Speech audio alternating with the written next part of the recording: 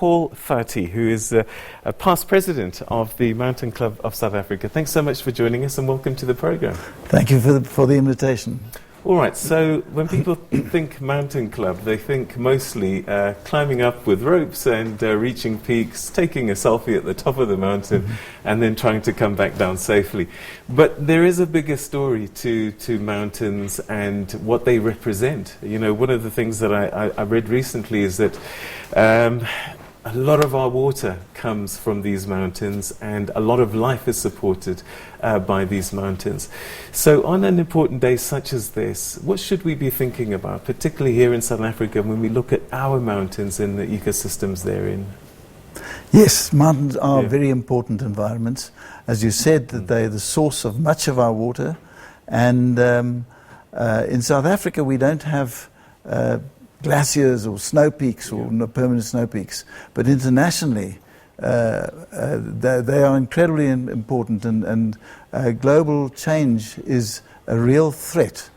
Glaciers are retreating quite rapidly, and they are often used as sources of water, and they build up during the winter, and then they are leached out during the summer. And I've just got an example of it, an expedition to climb to the top of a mountain in Patagonia many years ago. Then there was a massive glacier with a small pool of water at the tip of it. Now there's no ice at all there. Wow. All gone. And that's, in the long term, is a very serious effect.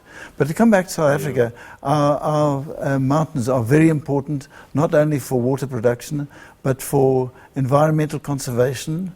And if I can bring in the example that I've been involved in very much is the Magaliesberg region, just to the north of Johannesburg. And that was declared by United Nations, UNESCO, in 2015 as a biosphere reserve.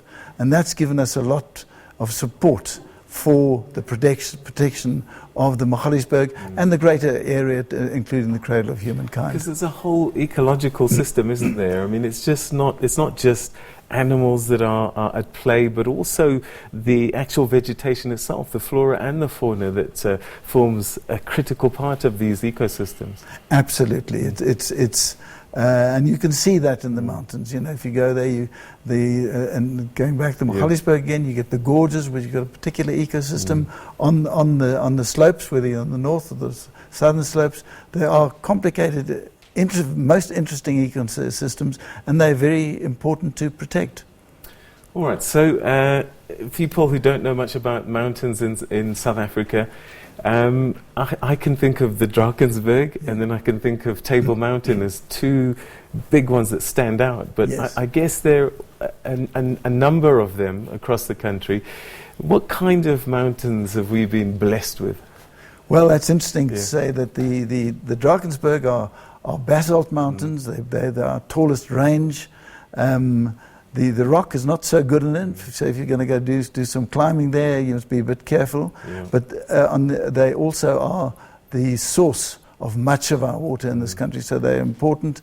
Table Mountain is where mountaineering started in this country, and it'll always be important. It is a source of water, but it's also protection. And the fantastic thing is next to our second city in this country, and you can, in half an hour, get completely into the wild. So in terms of your spiritual renovation, renewal, the mountains are important as well. Hiking is another a great pastime. So you're not always having to climb with ropes and so on and so forth, but you can walk up a lot of these interesting trails. Very much so. Very much so. Our mountain being a Table Mountain, the Magaliesberg, or the Drakensberg particularly.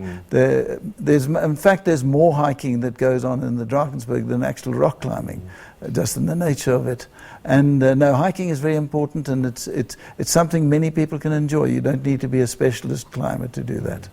We've got a great culture of climbing in South Africa. We've had a few climbers breaking records, whether it's first black woman to summit Everest, and I think there was a climber a few years ago who climbed all the peaks across the country. I forget his name now, but I can see his face. That's right. That's right. They did all the highest peaks in the 9 provinces. Yes, that's right. Yes. Oh, so climbing, is it an expensive sport to get into? Is it something that a lot of people can do? Well, and I'm going to talk about mountaineering climbing, because there's also, of course, indoor climbing and climbing walls. That sport, and it's a sport in its own and a very valuable one. Right. But to get into mountaineering or rock climbing, there is a certain amount of equipment you can get, but you know, you can build it up over time. And I guess an important one is to get to the mountains itself. What's the cost of getting to the mountains itself?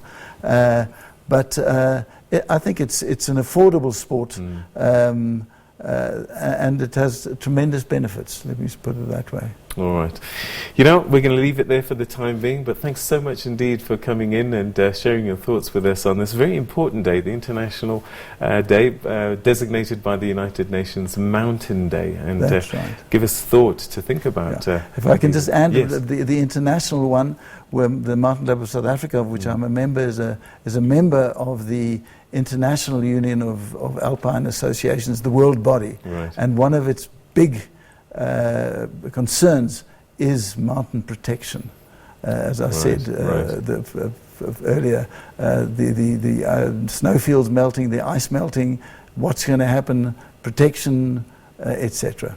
Paul Fatti, it's been a pleasure talking to you. Thanks so much indeed for your time. Thanks very much. All right. Okay, so what we'd like to do again is